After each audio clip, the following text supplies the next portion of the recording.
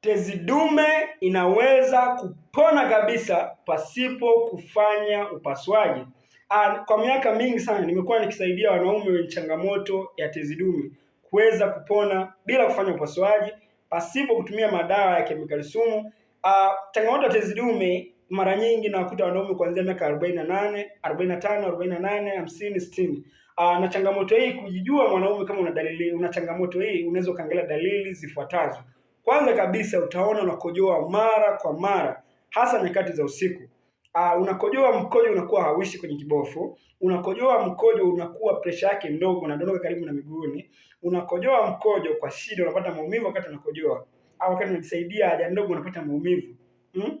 Lakini vile vile umekuwa muda mwingine unataka kukojoa, mkojo umekubana, lakini kukojoa mkojo unakuwa hautoki. Na kuna muda mwingine ikiwa imezidi sana unakojoa damu, au unashindwa kabisa kukojoa hadi uwekewe catheter.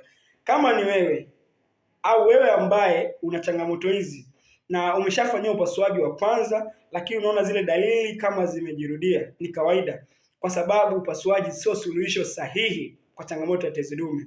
Unaweza ukanitafuta kwa namba zangu zinazoonekana chini ya video hii kwa ushauri na tiba utakaomaliza kabisa changamoto yako pasipo kufanya upasuaji. Kumbuka, afya yako ni jukumu lako na afya yako ndiyo uhai wako. Madhara ya kuendelea kukaa na changamoto hii ya tezi dume pasipo kupata tiba sahihi, unaweza ukadevelop kansa ya tezi dume, ambayo hii ni hatari zaidi na inakuwa ni changamoto kubwa zaidi kuliko uvimbe wa kawaida wa tezi dume.